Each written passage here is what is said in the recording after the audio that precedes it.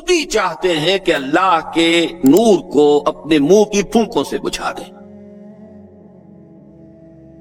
تاریخی اعتبار سے سب سے پہلے چلیے اس ماحول میں جب یہ آیات نازل ہوئی ہیں، اس وقت اگرچہ اسلام کی مخالفت میں دو گروہ تھے جو سرگرم تھے،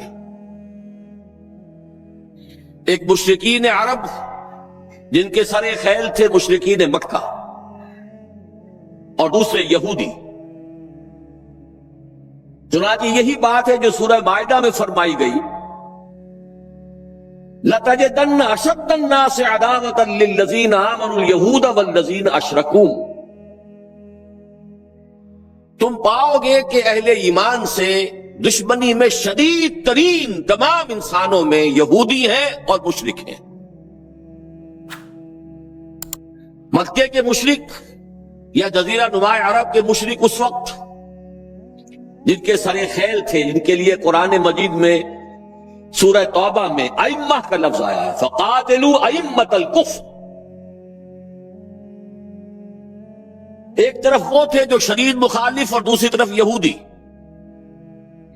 لیکن ان دونوں کی مخالفت کے انداز میں فرق تھا۔ یہ نوٹ کرنا چاہتا ہوں میں آج، اچھی طرح سمجھ لیجئے۔ پہلا فرق یہ تھا کہ مشرکین عرب سامنے سے وار کرتے تھے جمع مردی کے ساتھ، ان کے مقابلے میں ان کی مخالفت میں کمینگی نہیں تھی۔ وہ اپنے باطل معبودوں کے لیے بھی گردن کٹا رہے تھے۔ ابو جہل نے کہا تھا ذرا نیچے سے گردن کاٹنا تاکہ اونچی نظر آئے کہ سردار کی گردن ہے، جب تم کسی چیز پر اس کو اوپر لٹکاؤ گے۔ 70 جانیں انہوں نے پیش کی ہیں بدر میں اپنے دین باطل کے لیے اور اپنے معبودان باطل کے لیے۔ اس کے برعکس یہودیوں کی مخالفت تھی کمینگی والی مخالفت، ان میں مقابلے کی ہمت نہیں تھی، جرأت نہیں تھی۔ لا یقاتلونکم جمیعا، سورہ حشر میں فرمایا یہ یہودی کبھی تم سے مسلمانوں جمع ہو کر جمعیت کی شکل میں ڈٹ کر میدان میں آ کر مقابلہ نہیں کر سکیں گے، الا فی قری محصنۃ او من وراء جدر، بڑے مضبوط قلعہ بندیوں میں اپنے آپ کو محفوظ کر کے اور فصیلوں کے پیچھے سے، دیواروں کے پیچھے سے، عورتوں کی طریقے سے پتھراؤ کریں گے، اس کے سوا کچھ نہیں کر سکتے۔ تو پہلا فرق یہ تھا کہ مشرکین مکہ اور مشرکین عرب بالعموم مخالفت کر رہے تھے، لیکن ان کی مخالفت جمع مردوں والی مخالفت تھی، سامنے کے دشمن کی حیثیت سے کھلم کھلا علی الاعلان، جبکہ یہودیوں کی مخالفت میں کمینگی تھی، سازشی انداز تھا، خود لڑنے کی بجائے دوسروں کو ابھار ابھار کر لاتے تھے۔ اور دوسرا بڑا فرق کیا تھا؟ اس پہلے فرق کو تو نمایاں کیا اسی لفظ سے کہ گویا کہ اپنے منہ کی پھونکوں سے بجھانا چاہتے ہیں۔ ابو جہل بھی بجھانا چاہتا ہے اللہ کے نور کو، لیکن اپنے زور بازو کی بنیاد پر۔ اور یہ لوگ کردار کے اعتبار سے اتنے گر چکے ہیں کہ زور بازو کی بنیاد پر نہیں، منہ کی پھونکوں سے بجھانا چاہتے ہیں۔ بہترین تعبیر کی ہے اس کی مولانا ظفر علی خان نے کہ نور خدا ہے کفر کی حرکت پہ خندہ زن، پھونکوں سے یہ چراغ بجھایا نہ جائے گا۔ دوسرا فرق یہ تھا کہ اگرچہ مشرکین میں بھی ایسے لوگ تھے جو پہچان چکے تھے کہ محمد اللہ کے رسول ہیں، سچے ہیں، صادق ہیں، لیکن وہ استثنائی معاملات تھے، وہ غافل تھے۔ قرآن مجید میں بار بار ان کے کفر کے لیے توجیہ پیش کی گئی ہے کہ ان کے پاس کوئی رسول آیا ہی نہیں، ان کے لیے رسالت اور نبوت بڑی ایک عجیب سی شے تھی، وہ چیزیں ان کے ذہن سے بالکل خارج ہو چکی تھی۔ لیکن یہود کا معاملہ اس کے برعکس تھا، وہ 100% پہچانتے تھے محمد رسول اللہ کو صلی اللہ علیہ وسلم، بالخصوص ان کے علماء، یعرفونہ کما یعرفون ابناہم، پہچانتے ہیں اسے جیسے کہ اپنے بیٹوں کو پہچانتے ہیں۔ अला वजिल बसीरत, वो किसी मुगालते में नहीं थे, पूरी ढिठाई के साथ पहचानते हुए। आपको तो मालूम है कि हुजूर सल्लल्लाहु अलैहि वसल्लम की जो निशानियां हैं उनका तो मामला बहुत आगे की बात है। हुजूर के अदना रुफका का मामला क्या था कि हजरत उमर रजी अल्लाह तआला अन्हु के बारे में पूरी उनकी सिफात उनके यहां मौजूद थी, और ईसाई उलमा ने उनके साथ टैली करके ही हजरत उमर को सामने खड़े होकर देखकर और फिर जो है यरूशलेम का कब्जा दिया था कि हाँ ये वही दरवेश बादशाह है जिसका जिक्र मौजूद है हमारी किताबों में कि यरूशलेम उसके हाथों फतह होगा। तो ये दो फर्क ज़हन में रखिए, युरीदून लियुत्फिऊ नूर अल्लाह बिअफ़वाहिहिम वल्लाहु मुतिम्मु नूरिही। दूसरी बात जो सोचने की है इस आयत में कि नूर अल्लाह से मुराद क्या है? अल्लाह का नूर एक एतबार से ज़हन मुंतकिल होता है कुरान हकीम की तरफ। नूर असल में कुरान मजीद में हिदायत के लिए भी आता है। तौरात के लिए आया फीहा हुदम व नूर, इंजील के लिए आया फीहे हुदम व नूर, रोशनी ही से इंसान रास्ता देख सकता है। अल हुदा कुरान हकीम, हिदायत कामिला, इसके लिए खास तौर पर लफ्ज आया है। सूरह तगाबुन में फरमाया फ़आमिनू बिल्लाहि व रसूलिही वन नूरिल लज़ी अंज़लना वल्लाहु बिमा तअमलून खबीर। एक मफहूम तो यह मुमकिन है कुरान मजीद के उस उसूल के तहत कि अल कुरान युफस्सिरु बाज़ुहु बाज़ा, वैसे यह कि इसका आम मफहूम इस्लाम, हिदायत, जिस मानी में चाहे ले ले, लेकिन मेरा जहन ज्यादा जिस चीज को कबूल कर रहा है वो एक ऐसे शख्स की ताबीर है जो अगरचे कोई मारूफ आलिम दीन नहीं था। मैं न आरिफ, न मुजद्दिद, न मुहद्दिस, न फकीह। इकबाल अपने बारे में साफ कह रहा है, मैं न आरिफ, न मुजद्दिद, न मुहद्दिस, न फकीह। लेकिन वाकया यह है और आपके इल्म में होगा, मेरा मौक़िफ़ यह है, इस दौर में कुरान मजीद का नूर बसीरत अल्लाह ताला ने बड़े वाफर पैमाने पर उन्हें अता किया था। उन्होंने ताबीर किया है इस नूर को नूर तौहीद से। चुनांचे ये इत्माम का लफ्ज़ उसके साथ वल्लाहु मुतिम्मु नूरिही, जवाब शिकवा के शेर में कि वक्त फुर्सत है कहां, काम अभी बाकी है, नूर तौहीद का इत्माम अभी बाकी है। वल्लाहु मुतिम्मु नूरिही व या वल्लाहु इल्ला युतिम्म नूरहू। ये भी नोट कर लीजिए, अरबी जबान में शदीद ताकीद करनी हो तो इसमें फाइल की शक्ल में लाया जाता है। वल्लाहु युतिम्मु नूरहू भी हो सकता था, नहीं, वल्लाहु मुतिम्मु नूरिही करके रहेगा। और फिर इसको मनफी उसलूब में भी बयान कर दिया था कि कोई शक व शुबा ना रहे, मुस्बत भी आ गया वल्लाहु मुतिम्मु नूरिही, और मनफी वया वल्लाहु इल्ला युतिम्म नूरहू। अल्लाह को हरगिज मंजूर नहीं है मगर यह कि वो अपने नूर का इत्माम फरमाए। वक्त फुर्सत है कहां, काम अभी बाकी है, नूर तौहीद का इत्माम अभी बाकी है। मैं चूंकि यहां इसी ताबीर को इख्तियार कर रहा हूं, इसके एतबार से एक सवाल पैदा होता है, क्या नूर तौहीद किसी भी एतबार से नामुकम्मल था,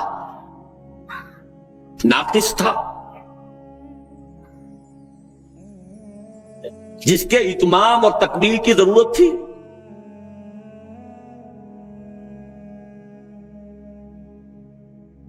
अगर मैं इस सवाल का जवाब हां में दूं तो आप सब चौंक जाएंगे, लेकिन मेरी वजाहत सुन लीजिए। जहां तक अकीदे का नूर है, अकीदे की तौहीद है, और इनफिरादी सतह पर अपने अमल की तौहीद है। तौहीद के दो हिस्से समझ लीजिए,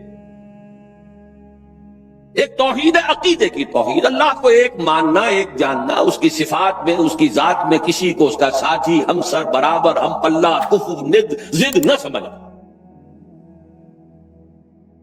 ایک عمل کی توحید ہے کہ ایک ہی اللہ کے مطیع فرمان ہو جانا، ہما دن، ہما وقت، ہما وجوہ، مخلصین لہ الدین، یہ عملی توحید ہے۔ تو عقیدے کی توحید اور انفرادی سطح پر عمل کی توحید ہر دور میں مکمل رہی۔ حضرت آدم کی بھی مکمل تھی، حضرت نوح کی بھی مکمل تھی، تمام انبیاء کرام کی مکمل تھی، نہ ان کی عقیدے کی توحید میں کوئی کسر ہو سکتی تھی، نہ انفرادی سطح پر عمل کی توحید۔ لیکن ایک توحید ہے اجتماعی سطح پر عمل کی توحید، پورے نظام زندگی کا اللہ کے حکم کے تابع ہو جانا، یہ ابھی مکمل ہونا تھا، اس کی تکمیل ہونی تھی۔ افراد موحد تھے اپنی زندگیوں میں بھی، اپنے عقیدے میں بھی۔ نظام جیسا آج آپ غور کیجئے، بڑے بڑے فنے خواہ موحد موجود ہیں ہمارے ہاں، فنے خواہ سمجھتے ہیں اپنے آپ کو کہ معلوم ہوتا ہے شرک ہمارے قریب بھی نہیں آ سکتا۔ اجتماعی سطح پر ہم سب مشرک ہیں، پوری قوم مشرک ہے، مشرکانہ نظام ہے۔ جب تک وَيَكُونَ الدِّينُ كُلُّهُ لِلَّهِ نہیں ہوتا، یہ نظام مشرکانہ ہے، قانون اللہ کا نہیں ہے۔ آپ کی عدالتوں میں اللہ کے حکم کی کوئی حیثیت نہیں ہے، آپ کی منڈیوں میں اور بازاروں میں اللہ کا حکم نہیں چلتا ہے۔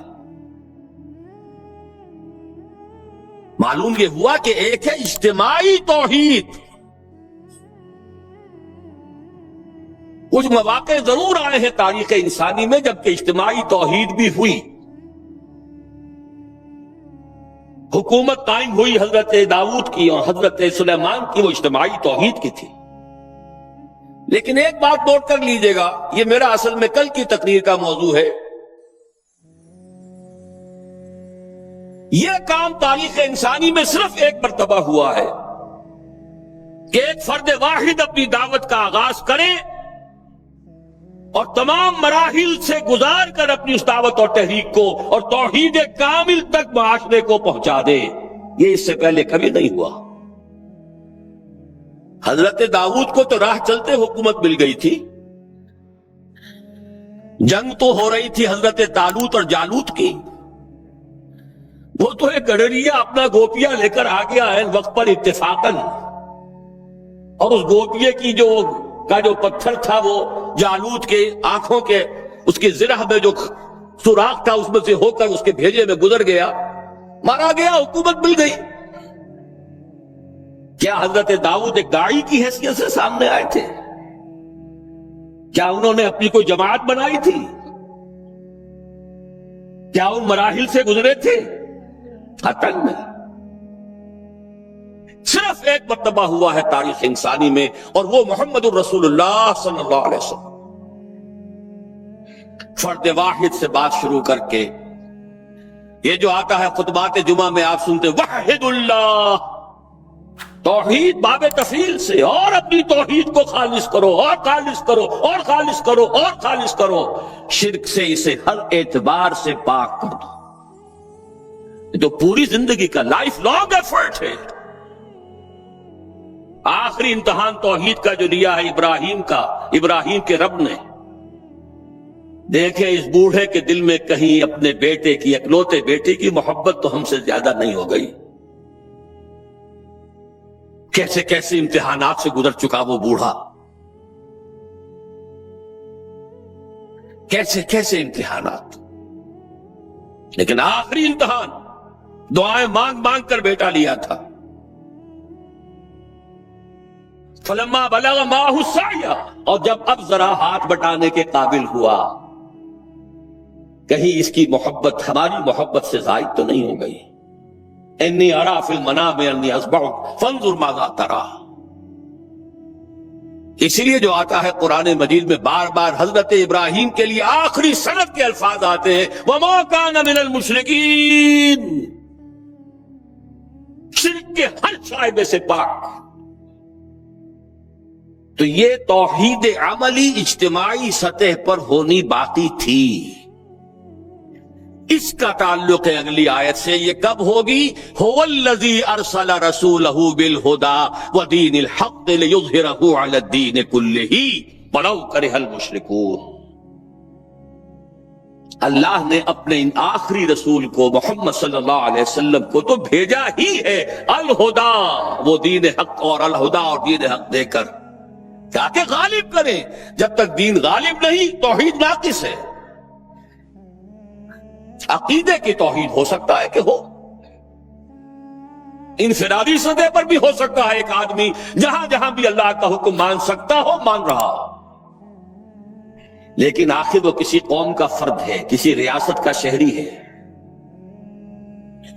کسی خاندان کا فرد ہے، چہار طرف سے جکڑا ہوا ہے رشتوں میں اور تعلقات میں. اس کی زندگی کے کتنے گوشے ہیں کہ جن کو ابھی وہ مشرکانہ نظام اپنی گرفت میں لیے ہوئے. یہ در حقیقت اسی وقت ہوگا جبکہ اللہ کا دین غالب ہو جائے. هو الذی ارسل رسولہ بالہدی ودین الحق لیظہرہ علی الدین کلہ ولو کرہ المشرکون. مشرک تو کبھی پسند نہیں کریں گے. یاد رہا شرک کو سمجھ لیجئے، یہ شرک صرف عقیدے کا نہیں. آج کا سب سے بڑا شرک کیا ہے؟ اللہ کا اللہ کو دو، ریاست کا ریاست کو دو. یہ سیکولر نظام ہے، یہاں پر جو ہے حاکمیت عوام چلے گی.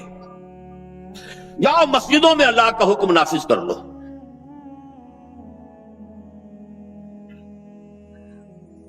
یہ سب سے بڑا شرک، کبھی گوارا نہیں کریں گے. وہ توحید ہو جائے، اللہ ہی کا حکم چلے، سب پر یکساں جاری ہو جائے، سب یکساں اللہ کے حکم کے تابع ہو جائیں.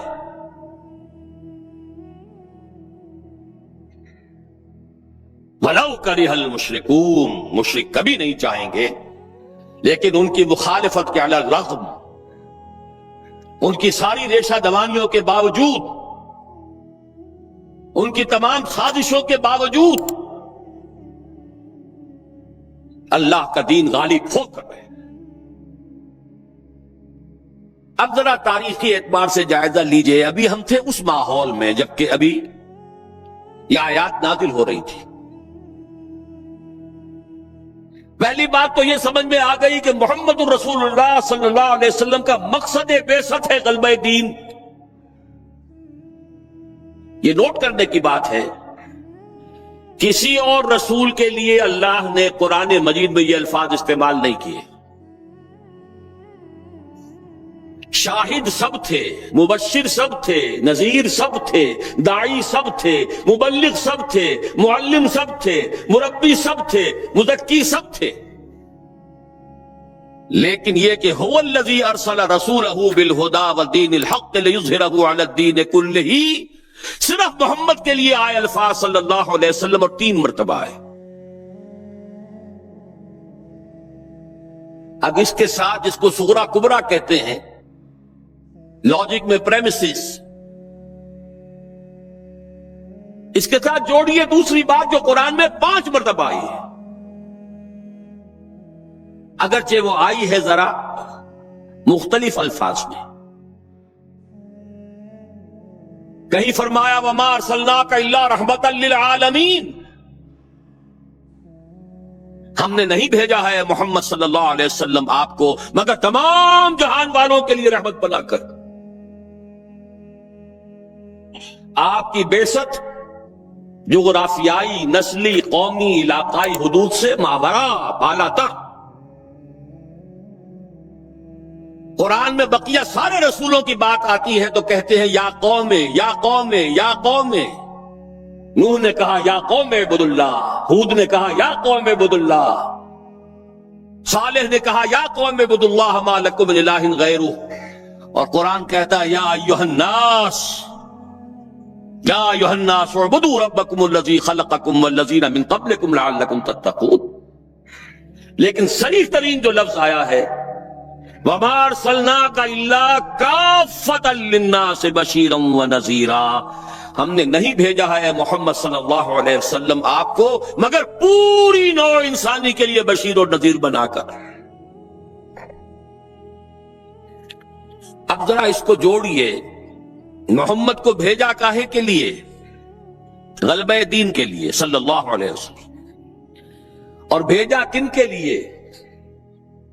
تمام انسانوں کے لیے۔ کیا نتیجہ نکلتا ہے منطق سے؟ محمد الرسول اللہ صلی اللہ علیہ وسلم کا مقصد بعثت مکمل اسی وقت ہوگا جب پورے عالم انسانیت پر اللہ کا دین غالب آ جائے، ورنہ بات وہی ہے جو اقبال کا شعر سنا چکا ہوں، وقت فرصت ہے کہاں کام ابھی باقی ہے، نور توحید کا اتمام ابھی باقی ہے۔ لیکن یہ کہ اگر اللہ نے واقعی بھیجا محمد کو دین کے غلبے کے لیے صلی اللہ علیہ وسلم، اور اگر بھیجا ہے پوری نوع انسانی کے لیے، تو ناممکن ہے کہ یہ دنیا ختم ہو جائے اس سے پہلے کہ محمد الرسول اللہ کا مقصد بعثت مکمل۔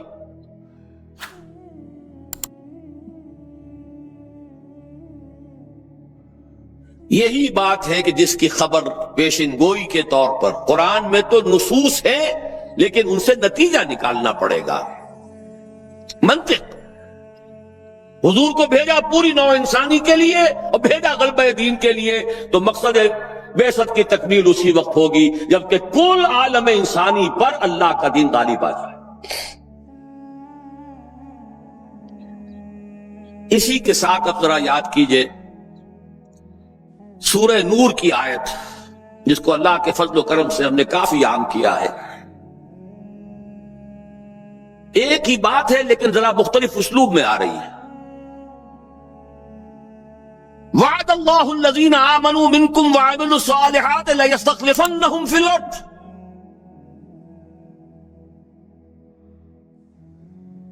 وعد اللہ الذین آمنوا منکم، یہاں منکم پر ذرا زور دیجئے، کن سے خطاب ہو رہا؟ مسلمانوں سے۔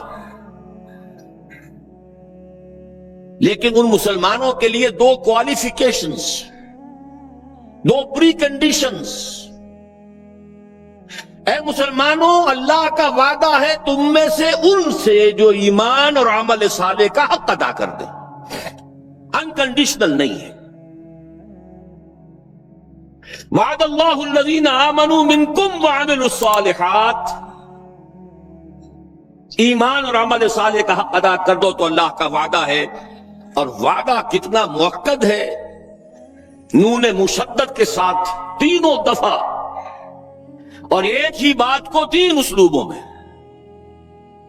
لَيَسْتَخْلِفَنَّهُمْ فِي الْأَرْضِ، لامن خلافت عطا فرمائے گا انہیں زمین میں، كَمَا اسْتَخْلَفَ الَّذِينَ مِن قَبْلِهِمْ، جیسے کہ خلافت عطا کی تھی ان کو جو ان سے پہلے تھے۔ جب مسلمانوں کو خلافت اور حکومت عطا ہو جائے گی تو اس کا منطقی نتیجہ ہوگا کہ دین غالب ہو جائے گا،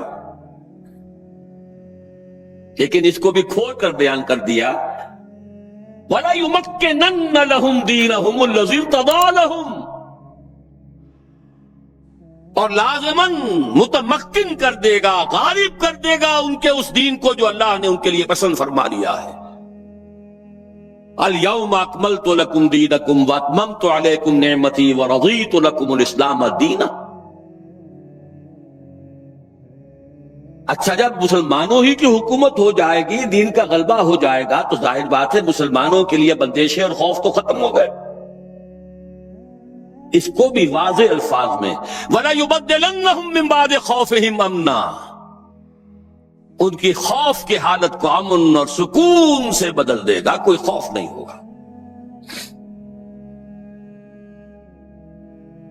اب یہاں فرمایا یعبدوننی لا یشرکون بی شیئا، تب جا کر وہ ان کی عبادت اس درجے میں مکمل ہوگی کہ اس میں شرک کی کوئی آلائش باقی نہیں رہے گی۔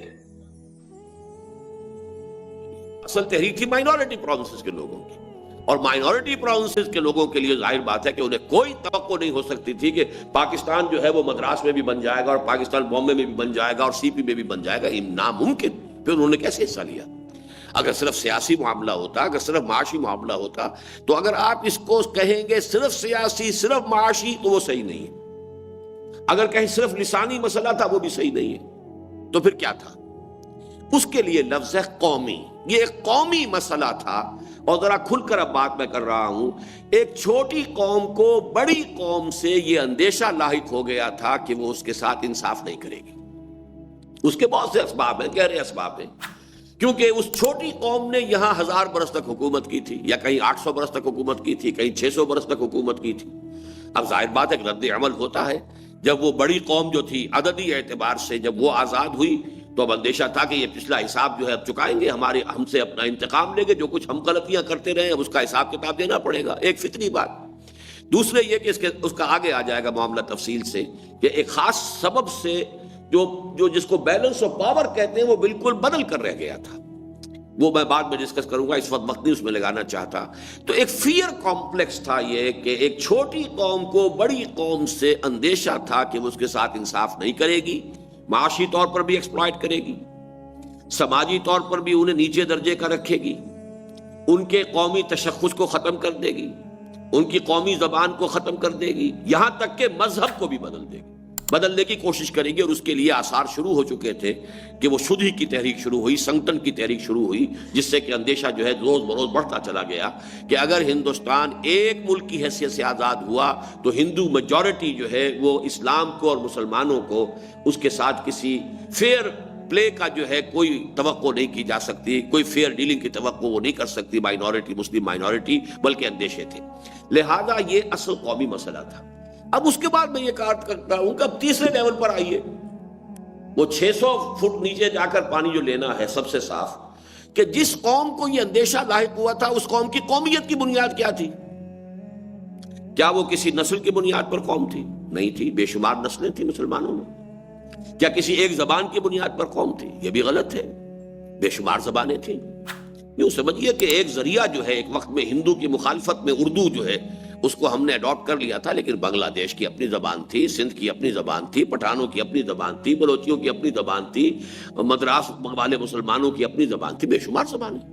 کیرلا کی اپنی زبان تھی، ملیالم زبان ہے اور تامل زبان ہے. بے شمار زبان. اسی طریقے سے لباس ایک نہیں تھا، وضاقتہ ایک نہیں تھی. خاص طور پر عورتوں کا لباس، بلوچی مسلمان عورت، پٹھان مسلمان عورت، اس کے لباس کا تصور کیجئے، اور بنگالی مسلمان عورت کے لباس کا تصور کیجئے. یہ سمجھیں گے کہ یہ ننگی ہے اس لیے آپ اس نے لباس پہنا ہوا ہی نہیں ہے. اسی طرح کھانے پینے کی ہیبٹس ایک نہیں تھی. ہم اگر اناج کھانے والے ہیں، وہ چاول کھانے والے دوسرا وہ انداز میں. اور پھر یہ کہ وہ ماچھ بھات جو تھا ان کا، چاہے کتنی بدبو آ رہی ہو لیکن وہ ماچھ بھات جو ہے ان کے لیے انتہائی لذیذ شے، بہت مرغوب شے، اور ہم شاید ان کے قریب بیٹھ نہ سکے جبکہ وہ ماچھ بھات کھا رہے ہوتے تھے. تو اس اعتبار سے بڑا فرق ہے. سوائے ایک مذہب کے کوئی قدر مشترک نہیں. لہذا فائنل انالیسس میں پھر وہی آ جاتے ہیں کہ پاکستان کی بنیاد سوائے مذہب کے اور کوئی نہیں ہے. لیکن اس وقت ہم تجزیہ کر رہے ہیں پاکستانی تحریک پاکستان کا جو جینیسس ہوا ہے، اس وقت سے جو ہم جائزہ لینا شروع کریں گے کہ کیا کیا مختلف مکاتب فکر پیدا ہوئے اور کیا اختلافات ہوئے، تو وہ ایک علیحدہ پروسیس ہے. لیکن اگر آپ اس کو ایک کل کی حیثیت سے لیں گے تو تھرڈ لیول پر پہنچ کر بھی بات وہیں پہنچ جائے گی کہ جہاں پہلے لیول پر تھی، رائٹنگ آن دی وال، کہ پاکستان کی بنیاد اسلام کے سوا کوئی نہیں. چلیے، اللہ تعالیٰ حکیم اور علیم ہے اور اپنی حکمتوں کو وہی بہتر جانتا ہے. تاہم بظاہر جو کچھ نظر آتا ہے وہ یہ ہے کہ یہ بر صغیر کے مسلمانوں کی بھی بدقسمتی تھی، اور شاید خود اسلام کی بھی، کہ ہندوستان میں مسلمانوں کی قومی تحریک کو ابتدا ہی سے کچھ ایسے حادثوں سے دوچار ہونا پڑا جن کے نتیجے میں یہ روز بروز مذہب سے دور ہوتی چلی گئی.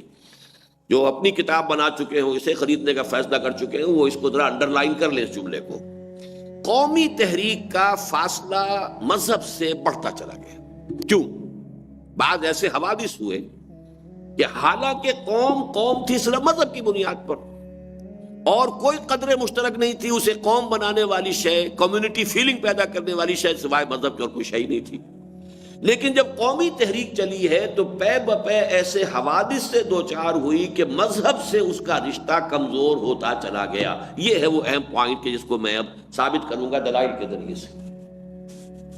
سب سے پہلا چیپٹر کیا ہے؟ واضح رہے کہ بر صغیر میں، اور اب میں نے ایک ترمیم کی ہے کہ میں اب ہندوستان کے لیے بر صغیر کا لفظ استعمال نہیں کرتا، بر عظیم کا کرتا ہوں، لیکن یہ سن 67 کی تحریر ہے. بر عظیم پاک و ہند میں تحریک استخلاص وطن کے اولین داعی مسلمان تھے. استخلاص سمجھ گئے؟ کون سا باب ہے یہ؟ استفعال. مادہ کیا ہے؟ خالص کر لینا. استخلاص یعنی انگریزوں سے نجات دلا دینا، غیر جو حکمران آ گئے تھے غیر ملکی، ان سے چھٹکارا پانا. استخلاص وطن. واضح رہے کہ بر صغیر میں تحریک استخلاص وطن کے اولین داعی مسلمان تھے. تحریک شہیدین جہاں احیاء اسلام کی ایک ہمہ گیر تحریک اور منظم کوشش تھی، وہاں آزادی وطن کو بھی اس کے مقاصد میں ایک اہم حیثیت حاصل تھی. گویا اس میں دین اور سیاست کا وہ حسین امتزاج موجود تھا جو ہماری تاریخ کے قرن اول کا طرۂ امتیاز ہے. سید احمد شہید بریلوی رحمۃ اللہ علیہ نے جو جہاد شروع کیا، جس میں کہ ان کے سب سے بڑے نائب جو ہے شاہ ولی اللہ دہلوی رحمۃ اللہ علیہ کے پوتے شاہ اسماعیل شہید، ویسے تو شہید اس میں ہوئے ہیں سینکڑوں ہزاروں، لیکن یہ دو کے نام سے شہیدین کہلاتی ہے تحریک. شہید سب سے بڑے جو امیر تھے جن کے ہاتھ پر سب نے بیعت کی ہے وہ سید احمد بریلوی، اور چونکہ شاہ ولی اللہ کے پوتے ہونے کے ناطے اور بہت بڑی علمی شخصیت شاہ اسماعیل شہید کی، تو ان دونوں کے نام سے اس کو موسوم کیا جاتا ہے تحریک شہیدین. اب اس کا مزاج خالص دینی. پہلے انہوں نے بیعت توبہ، جس کو کہ ہم کہتے ہیں عام طور پر تصوف کی بیعت جو ہے، تزکیہ نفس کے لیے بیعت، وہ بیعت لی. اس کے بعد پھر بیعت جہاد لی، اور انہوں نے منظم کیا لوگوں کو، اور پھر ان کی تربیت کی، ان کا تزکیہ کیا، ان کے اخلاق کو بنایا. واقعتاً صحابہ کرام رضوان اللہ تعالی علیہ مجمعین کے کردار اور اخلاق کا، ان کی شخصیتوں کا عکس کامل دور صحابہ کے بعد اگر کہیں نظر آ سکتا ہے تو اس طرف دور یہ شہیدین کی تحریک ہے. واقعتاً نہایت خالص دینی تحریک. اور جن حضرات کو بھی اس سے دلچسپی ہو، وہ مولانا ابو الحسن علی ندوی کی کتاب بھی اس کی موضوع پر موجود ہے. مولانا غلام رسول مہر کی 3 والیومز ان کی تحریک پر موجود ہیں، اور یہ صرف پچھلی صدی کی تحریک ہے. 1831 میں شہادت بالا کوٹ کا واقعہ پیش آیا ہے، لیکن یہ کہ اکثر و بیشتر لوگ جو ہے ہم میں سے وہ اس تحریک سے بالکل ناواقف ہیں، لیکن اسے اپنے مطالعے کے جو بھی پروگرام ہوتا ہے، ایجنڈا ہوتا ہے، اس میں اس کو شامل کیجئے کہ اس تحریک کا مطالعہ کیا جائے. حادثہ بالا کوٹ 1831 کے بعد بھی تقریباً ربع صدی تک آزادی وطن کی کوششوں میں اسی تحریک شہیدین کے باقیات الصالحات کی جلوہ آرائی نظر آتی ہے. یعنی 1831 6 مئی 1831 کو یہ جو حادثہ فاجعہ پیش آیا ہے شہادت بالا کوٹ کا، جس میں دونوں یہ عظیم شخصیتیں بھی شہید ہوئی اور سینکڑوں جو ہیں مجاہدین شہید ہوئے، اس کے بعد بھی تقریباً 25 برس تک استخلاص وطن یا آزادی ہند کی تحریک میں صرف مسلمانوں نے کام کیا، انہی کے باقیات الصالحات. اس لیے کہ سید صاحب کے پیش نظر بھی یہ تھا کہ پہلے سرحد سے انہوں نے جہاد شروع کیا کہ پنجاب کو سکھوں کے تسلط سے نجات دلائی جائے، سکھوں سے جہاد شروع کیا. یہاں سے پھر آگے بڑھ کر اس معاملے کو پھر انگریزوں کے ساتھ جو مقابلہ کر کے انگریزوں کو نکالا جائے، وہ تو یہ کہ پہلے ہی قدم پر اور اپنوں کی سازش اور اپنوں کی غداری اس میں سب سے زیادہ فیصلہ کن بات بنی کہ وہ معاملہ ختم ہو گیا. لیکن یہ کہ بہرحال پیش نظر ان کے تھا انگریزوں سے پنجہ آزمائی کرنے کا، اور اس کے لیے پیر پگاڑا جو ہیں ہمارے ہاں، ان کے جو 5ویں پشت میں تھے جو پیر، ان کے ساتھ ان کا معاملہ طے ہو گیا تھا. یہ بات بھی میں آپ کو بتا دوں کہ اگرچہ ہمارے نوجوان جو ہیں وہ ماؤ زیدونگ کا لانگ مارچ جو ہے وہ زیادہ تعداد آپ کو مل جائے گی لوگوں کی جو واقف ہیں، اور یہ ان کے لانگ مارچ سے لوگ واقف نہیں ہیں. یو پی کے تقریباً یوں سمجھئے کہ مشرقی حصے سے رائے بریلی سے انہوں نے ہجرت کا سفر شروع کیا ہے. اب یو پی سے ہو کر بڑا سیدھا راستہ سرحد کا کیا تھا، یو پی سے پنجاب ہوتے ہوئے بڑا کھلے میدان پڑے ہوئے سیدھا راستہ ہے آدمی سے، لیکن درمیان میں سکھ ہے، سکھوں کی حکومت ہے. لہذا یو پی سے سی پی میں داخل ہوئے. سی پی سے پورا راجپوتانے کا ڈیزرٹ کراس کیا ہے، پھر سندھ کے ریگزار میں داخل ہوئے ہیں، حیدرآباد کے پاس سے ہو کر، اور پھر یہ گئے ہیں پورا درہ بولان انہوں نے کراس کیا ہے، افغانستان پہنچے ہیں، افغانستان کے پھر وہ شمالی علاقے سے ہو کر، اور یہ جو دیر کا علاقہ ہے، باجوڑ کا علاقہ ہے، اس کی طرف سے ہو کر اور سوات تک گئے۔ اتنا بڑا تاریخی مارچ ہے، اور یہ کون لوگ ہیں؟ بڑے یوں سمجھیے کہ نرم و نازک لوگ، یو پی کے لوگ، بہار کے لوگ، بنگال کے لوگ، زیادہ تر یہ لوگ تھے کہ جو ان مجاہدین کے لشکر کے اندر موجود تھے۔ یعنی یہ کہ میدانی علاقے کے لوگ جو بڑی آسائشوں کے عادی ہو جاتے ہیں، پہاڑی علاقے کے لوگ تو ہوتے ہیں جفاکش ہوتے ہیں، انہیں محنت کرنی پڑتی ہے، لیکن اور صحرا کے لوگ بھی ایسے ہی ہوتے ہیں جفاکش۔ اسی لیے اقبال نے کہا ہے کہ فطرت کے مقاصد کی کرتا ہے نگہبانی، یا بندہ صحرائی یا مرد کوہستانی۔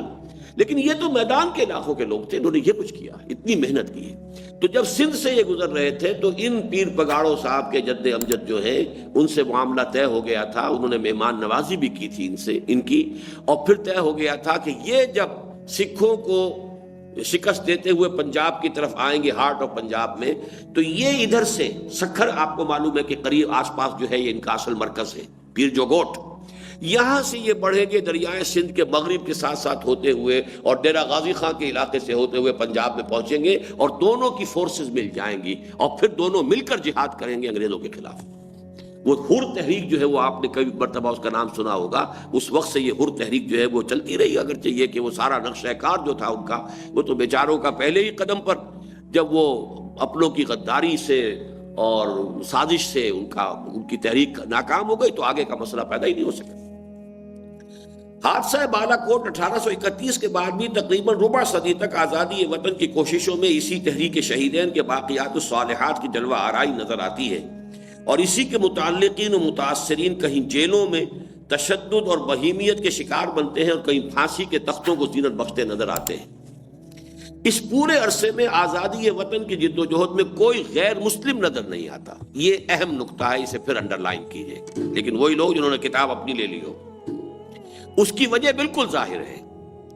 ہندوؤں کے لیے انگریز کی غلامی ایسی نئی اور انوکھی بات نہ تھی، اور ان کے لیے معاملہ صرف حکمرانوں کی تبدیلی کا تھا، جبکہ مسلمان حال ہی میں مسند حکومت سے اتر کر غلامی کی زنجیروں میں جکڑے گئے تھے۔ لہذا یہ بالکل فطری بات تھی کہ آزادی کے لیے ہاتھ پاؤں مارنے کی ابتدا بھی انہی کی طرف سے ہوتی۔ یعنی ہندوؤں کے لیے تو چینج آف ماسٹرز کا معاملہ تھا، پہلے وہ مسلمانوں کے غلام تھے، اب انگریزوں کے غلام ہو گئے۔ ان کے لیے کوئی شوق نہیں، کوئی ان کے لیے کوئی سٹیٹس ان کا بدلا نہیں، بلکہ ایک اعتبار سے خوش آئند ہو گیا کہ حکمران تبدیل ہو گئے، تو مسلمان جو ہیں جن سے جو بھی کچھ ان کو شکایتیں ہوں گی مسلمانوں سے، تو گویا کہ ایک موقع ہاتھ آ گیا ہے کہ نئے جو حکمران ہیں ان کے ساتھ سازگاری اختیار کر کے ان پرانے حکمرانوں سے اپنا حساب کتاب چکا سکے۔ لہذا انہیں آزادی کے لیے ہاتھ پاؤں مارنے کا ان کے اندر کوئی جذبہ تھا ہی نہیں، وہ جذبہ مسلمانوں میں تھا، اس لیے کہ وہ تو تخت حکومت سے اتار کر نیچے پھینک دیے گئے۔ یہی معاملہ ہے، نوٹ کیجئے کہ پنجابی مسلمان اور سندھی مسلمان کی نفسیات میں زمین و آسمان کا فرق ہے۔ پنجابی مسلمان کو انگریز نے آ کر سکھا شاہی سے نجات دلائی، لہذا انگریز پنجابی مسلمان کا محسن قرار پایا۔ سندھی مسلمان سے انگریز نے حکومت چھینی، 1843 میں شکست دی تالپوروں کو اور حکومت پر قبضہ کیا۔ ظاہر بات ہے کہ نفسیاتی طور پر تو زمین و آسمان کا فرق ہو گیا، انگریز کی دشمنی۔ وہاں یہ ہے کہ سکھا شاہی سے تو 1000 درجے بہتر انگریز کی حکومت تھی، کم سے کم رول آف لا تو تھا۔ وہاں تو سکھا شاہی کا تو مطلب ہی ہے کہ جہاں نہ کوئی قانون، نہ قاعدہ، نہ کسی انداز کے اندر کوئی داد رسی ہو سکتی ہے، کہیں پر کوئی فریاد نہیں ہو سکتی، سکھا شاہی۔ تو سکھا شاہی سے نجات دلائی ہے انگریز نے مسلمانان پنجاب کو اور صوبہ سرحد کے بھی درمیانی علاقے کو، اس لیے کہ صوبہ سرحد کے یہ درمیانی اضلاع جو ہے پشاور، مردان اور کوہاٹ، یہ تینوں بھی یہ سکھوں کے زیر حکومت تھے۔ ایک زمانے میں سکھوں کی دہشت کا یہ عالم تھا کہ کابل میں مائیں جو ہے اپنے بچوں کو ڈرایا کرتی تھی، چپ شو، ہری سنگھ نلوا بھی آیت، جیسے ہمارے ہاں کہتے ہیں بس چپ ہو جاؤ، وہ ہابو آ رہا ہے یا کوئی وہ فلاں آ رہا ہے، ڈرانے کے لیے کسی کا نام لیا جاتا ہے کہ بچہ چپ ہو جائے، خوف زدہ ہو جائے، تو چپ شو، ہری سنگھ نلوا بھی آیت۔ نلوے کا وہ روب تھا ہری سنگھ نلوے کا، اور یہ کابل تک تھا۔ پورا یہ علاقہ جو ہے سکھوں کی وہ ایک عملداری تھی. تو انگریز نے آ کر اس علاقے کے مسلمانوں کو سکھا شاہی سے نجات دلائی، لہذا یہاں کے مسلمان میں انگریز کے لیے وفاداری، احسان مندی کے جذبات پیدا ہوئے. اسی کو اس نے بھڑکا کر یہیں سے اپنی فوج کی جو بھرتی ہے زیادہ لی ہے، اس لیے کہ یہاں سے انہیں فیتھ فل لوگ ملنے کی توقع تھی. سندھوں کے بارے میں مشہور کر دیا نان مارشل ریس ہے اور ان کے لیے بھرتیاں بند. اور ظاہر بات ہے کہ جب اس کے اوپر ایک صدی گزر گئی پوری، تو پھر ایک قوم کی نفسیات جو ہے، کسی بچے کو آپ کہتے رہیے تو بزدل ہے، تو بزدل ہے، تو بزدل ہے، ڈرپوک ہے، ڈرپوک ہے، ڈرپوک ہے، وہ واقعتاً ڈرپوک ہو جائے گا. یہ حادثہ ہوا ہے سندھی قوم کے ساتھ، سندھی مسلمانوں کے ساتھ، اس لیے کہ 1944 تک ہر موومنٹ باقی تھی. ابھی 1843 میں حکومت ختم ہوئی ہے، 1944 تک بھی خبریں آتی تھیں، اور ان پیر پگاڑا کے والد صاحب کو جو ہے پھانسی دی تھی انگریز نے، اور ان کی لاش تک کہیں نہیں دی گئی، کوئی خبر نہیں ہے ان کی. کبھی کسی اسٹیشن پہ حملہ کر دیا، انگریز کو چین سے نہیں بیٹھنے دیا ہروں نے. تو یہ جو ہے فرق نوٹ کیجئے کہ ہندوستان کے مسلمانوں میں، جو پاکستان کے یہ دو بڑے صوبے ہیں، ان کے مسلمانوں کی ذہنیت میں جو فرق ہے، نفسیاتی کیفیت میں جو فرق ہے، اسی کو آپ زیادہ بڑھا لیجئے.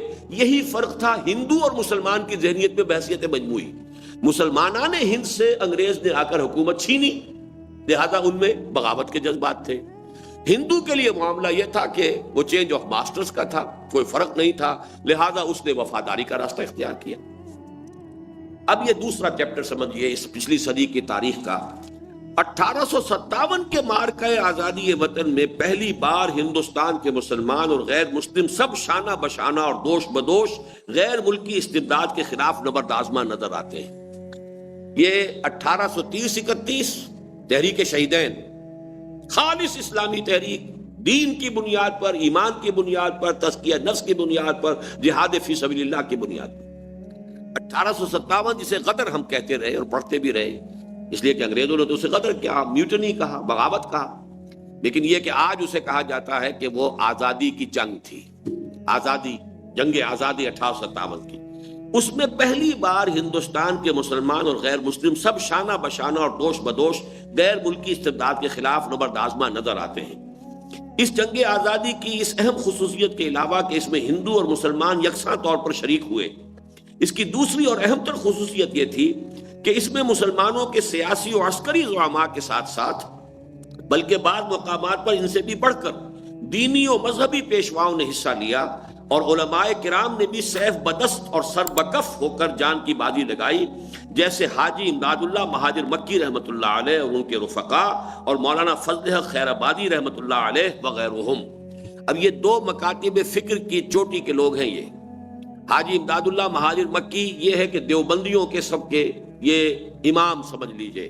مولانا اشرف علی تھانوی رحمۃ اللہ علیہ کے بھی مرشد یہی تھے، اور باقی پورا جو بھی ہے، چاہے وہ مولانا رشید احمد گنگوہی ہوں یا کوئی اور ہوں، ان سب کے روحانی پیشوا جو ہیں حاجی امداد اللہ مہاجر مکی، جو پھر انگریز کی حکومت جب پوری طرح یہاں سیٹل ہو گئی، پھر وہ ہندوستان سے ہجرت کر کے وہ چلے گئے حجاز، اور وہیں ان کا انتقال ہوا. دوسرے وہ تھے جنہیں ہم عرف عام میں آج بریلوی کہہ دیتے ہیں، اگرچہ بریلوی کہنا صحیح نہیں ہے. خیر آبادی مکتبہ فکر بالکل ایک علیحدہ تھا جس میں کہ منطق اور فلسفے کا دخل بہت تھا. اس کے جو امام اعظم ہیں فضل حق خیر آبادی، انہوں نے بھی جہاد میں حصہ لیا، سیف بدست ہو کر، سر بکف ہو کر. تو یہ دونوں طبقات جو ہمارے ہاں اس وقت ہیں، ان سب کے بزرگوں نے اس جہاد میں حصہ لیا. پھر مسلمان جو نواب تھے، مسلمان مختلف علاقوں کے اندر جو حاکم تھے، امراء تھے، انہوں نے بھی حصہ لیا. اس اعتبار سے یہ بہت جامع قسم کا جہاد تھا. ہندو مسلم بھی شریک، اور مسلمانوں میں سیاسی اور عسکری جو اشخاص ہیں یا ان کے جو اہم رہنما ہیں، اس کے علاوہ مذہبی بھی، اور مذہبی میں دیوبندی بھی اور غیر دیوبندی بھی. اب آ رہا اہم ترین حصہ اس بحث کا. 1857 کے بعد تاریخ ایک بالکل نیا موڑ مڑ گئی، اور کمپنی بہادر کی حکومت کے اختتام اور براہ راست تاج برطانیہ کے زیر انصرام آ جانے کے بعد ہندوستان میں حالات نے ایک بالکل ہی دوسرا رخ اختیار کر لیا. چنانچہ ایک طرف انگریزی استعمار نے اپنے پنجے جسد ہند پر مضبوطی سے گاڑ لیے، اور اس کا سیاسی و عسکری تسلط مستحکم ہو گیا. اس سے پہلے وہ ایک کمپنی تھی، ایسٹ انڈیا کمپنی، براہ راست تاج برطانیہ کے زیر نگیں ابھی ہندوستان نہیں آیا تھا. 1857 کے بعد ایسٹ انڈیا کمپنی کی حکومت ختم ہوئی، اور اب جو ہے براہ راست تاج برطانیہ کے زیر نگی ہو گیا ہندوستان، ملکہ وکٹوریا، ملکہ عالیہ وکٹوریا عظما، اب ہم ان کے غلام ہو گئے۔ نتیجتاً ہندوستانی روز بروز نہتے اور عسکری اعتبار سے بے دست و پا ہوتے چلے گئے۔ یہ جو حکومت کا نظام قائم ہوا ہے، پہلے زمانے میں تو عام لوگوں کے پاس بھی ہتھیار ہوتے تھے، تلواریں ہیں، نیزے ہیں، یہ ہے وہ ہے، ساری چیزیں لوگوں نے اپنے پاس رکھی ہوئی ہیں۔ انگریز کی حکومت آنے کے بعد ایک تو یہ کہ ہتھیاروں کی شکل بدل گئی، دوسرے یہ کہ عوام رفتہ رفتہ بالکل نہتے ہوتے چلے گئے، اور آزادی کے لیے بھی بالکل غیر عسکری اور خالص آئینی اور سیاسی جدوجہد کا آغاز ہوا۔ اب وہ عسکری آزادی، جنگ کر کے، جہاد کر کے، کوشش کر کے، انگریزوں کو مار کر، یہ دور اب ختم ہوا۔ اب ظاہر بات ہے کہ آئینی اور دستوری کوئی جدوجہد ہو سکتی ہے انگریز سے نجات پانے کی، جس کے لیے پہلے انڈین نیشنل کانگریس قائم ہوئی، اور اس کے بعد پھر جو ہے آل انڈیا مسلم لیگ قائم ہوئی 1906 میں۔ غالباً نیشنل کانگریس 1885 میں قائم ہو گئی تھی۔ تو یہ اب کیوں اس لیے قائم ہوئی ہے کہ اب وہ دور گیا، اب تیر و تفنگ سے تو کام نہیں چلے گا، برطانیہ کو یہاں سے نہیں نکالا جا سکتا، ایک بہت بڑی طاقت ہے، اس کی عسکری قوت ہے، اور جبکہ عام یہاں کے لوگ جو ہے چاہے ہندو ہوں چاہے مسلمان ہوں غیر مسلح ہو چکے ہیں، اب ان کی کوئی حیثیت ہی نہیں۔ لہذا اب تو وہ جو آپ کو کچھ دستوری حقوق دیتے چلے جائیں، کچھ تھوڑے تھوڑے سے آپ کو آزادیاں دیتے چلے جائیں، انہی سے جیسے جیسے بھی ممکن ہو کچھ ان کا استعمال کر کے جو ہے وہ اپنے لیے حقوق حاصل کیے جائیں۔ تو یہ پہلا نتیجہ یہ نکلا، نتیجتاً ہندوستانی روز بروز نہتے اور عسکری اعتبار سے بے دست و پا ہوتے چلے گئے، اور آزادی کے لیے بھی بالکل غیر عسکری اور خالص آئینی اور سیاسی جدوجہد کا آغاز ہوا۔ دس از ٹرننگ پوائنٹ۔ اس سے پہلے تلوار فیصلہ کن ہوتی تھی، اس سے پہلے مرہٹا پاور آئی تھی تو احمد شاہ ابدالی آیا اور تلوار کے زور سے مرہٹوں کو شکست دے کر پانی پت کی تیسری جنگ میں اور اس بڑھتے ہوئے طوفان کو ختم کر دیا۔ لیکن اب صورتحال جو ہے وہ بدل گئی، اور اس کا سب سے اہم نتیجہ یہ نکلا کہ ہندوستان کی غیر مسلم اقوام کی عددی فوقیت کے نتائج و عواقب کا ظہور شروع ہو گیا۔ اب جب غیر عسکری بات ہوگی اور سیاسی اور دستوری بات ہوگی تو اب تو تعداد کی بات ہے، آپ کے پاس کتنے ووٹ ہیں، آپ کے پاس کتنے ووٹ ہیں، اور یہ ووٹ ظاہر بات ہے کہ ہندو قوم کے زیادہ تھے۔ تو ہندو قوم کی جو برتری تھی، اس سے پہلے کبھی ہندو قوم کو مسلمانوں کے دور میں کبھی برتری حاصل نہیں ہو سکی، چاہے مسلمان ہمیشہ نہایت قلیل اقلیت کے اندر رہے، اکثریت میں تو مسلمان کبھی بھی نہیں رہا ہندوستان میں، لیکن عسکری اعتبار سے ان کا دبدبا، ان کا زور، ان کی طاقت، ان کی قوت جو تھی، اور اب بھی اگر صورتحال وہی رہتی تو یعنی میدان جنگ کے اندر مسلمان شکست کھانے والا نہیں تھا ہندو سے، لیکن اب صورت بدل گئی، اب تلوار نہیں بلکہ ووٹ کا معاملہ ہے، اب تعداد کا مسئلہ ہے۔ اس کا سب سے اہم نتیجہ یہ نکلا کہ ہندوستان کی غیر مسلم اقوام کی عددی فوقیت کے نتائج و عواقب کا ظہور شروع ہو گیا۔ دوسری طرف خود انگریز نے تلوار کے بجائے قلم سے حکومت شروع کی۔ Will you be governed by sword or by pen؟ یہ باقاعدہ ایک سوال کیا تھا کسی وائس رائے نے، اب کیا چاہتے ہو تم مسلمانوں، تم تلوار ہی کے ذریعے سے حکومت چاہتے ہو یا قلم کے ذریعے سے؟ اور ہندوستانیوں کو ان کے اپنے ماضی سے منقطع، اپنے عقائد و افکار و نظریات سے دستبردار، اور اپنی تہذیب و تمدن اور اپنے علوم و فنون سے بیگانہ کر کے ایک نئے ہندوستان کی داغ بیل ڈالنی شروع کی۔ نیو ایجوکیشنل سسٹم، اس کے لیے میکالہ کا نظام تعلیم، اس سے ذہنوں کو بدلنا، نیا فکر دینا، سائنس خاص طور پر آئی بڑے زور شور کے ساتھ۔ اس کے کچھ پہلو جو ہے وہ ہم اس سے پہلے زیر بحث لا چکے ہیں، اب اس وقت صرف اس کا سیاسی پہلو ہے۔ غیر ملکی حکمرانوں کے اس ثقافتی انقلاب کا استقبال ہندوؤں اور مسلمانوں کی جانب سے مختلف طرز پر ہوا۔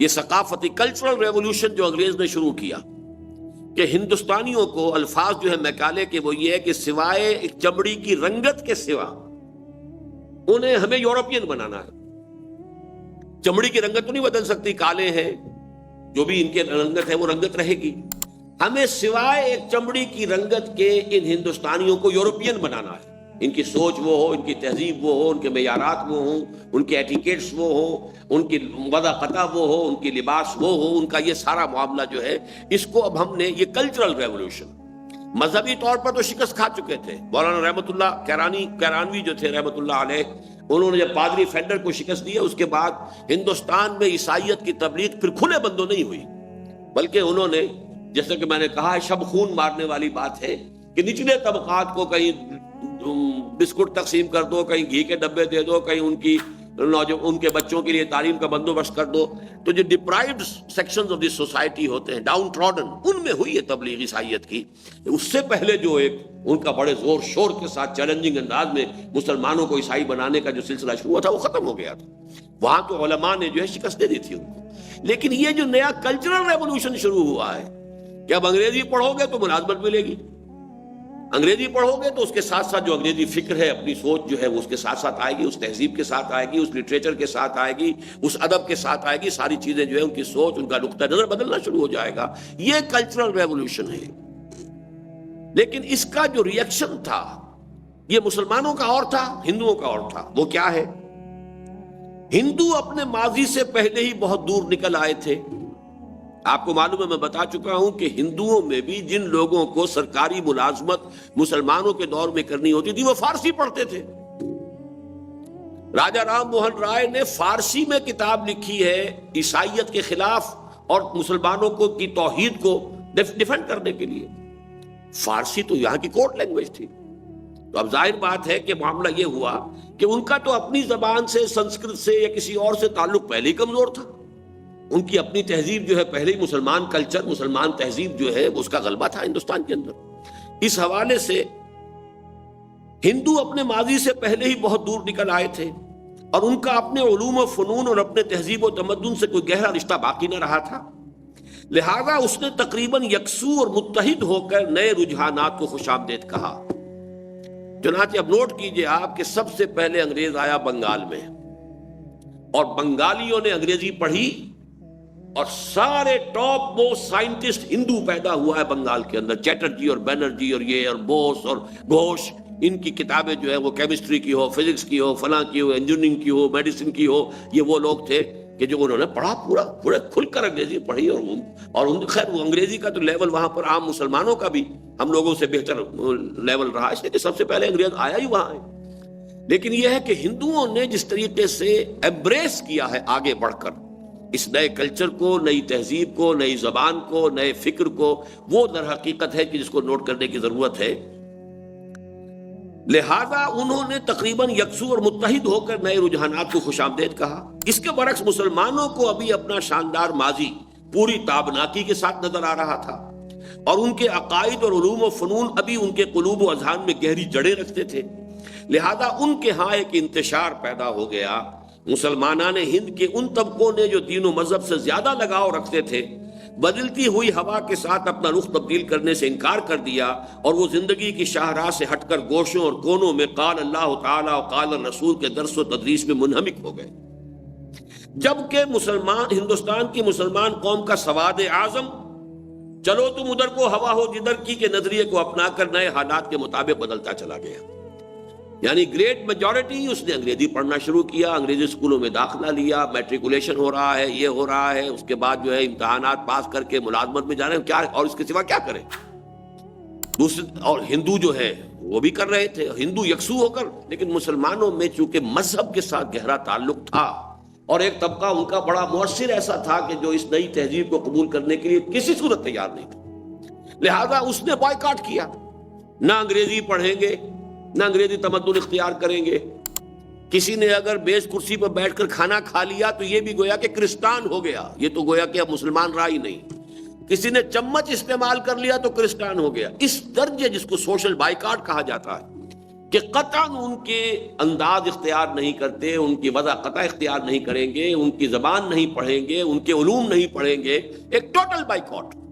یہ ہمارے جو بہترین مذہبی طبقات تھے، مخلص ترین جو تھے مذہب کے اعتبار سے، وہ تو اس کام میں لگ گئے. سواد اعظم اب ادھر چل رہا ہے، وہ کیا کریں. ان کے لیے تو اب زندگی کا معاملہ ہے، زندگی گزارنے کا معاملہ ہے، ذریعہ معاش کا معاملہ ہے. لہذا وہ جو ہے اس نئے رو کو انہوں نے خوش آمدید کہا. اس کا ایک نتیجہ تو یہ نکلا کہ ہندوستان کے مسلمانوں کی توانائیاں منتشر ہو گئیں اور مجموعی طور پر ہندوستان کی مسلمان قوم کی قوت و طاقت کو ذوق پہنچا. اور دوسرا نتیجہ یہ نکلا کہ ہندوستان میں مسلمانوں کے مذہبی طبقے اور قومی قیادت میں بودھ پیدا ہو گیا، جو بعد میں مسلسل بڑھتا چلا گیا، اور اسے بجا طور پر دور جدید میں اسلامیان ہند کی قومی تحریک کی بدقسمتیوں کا سر آغاز کہا جا سکتا ہے۔ علماء کا رخ اور ہے۔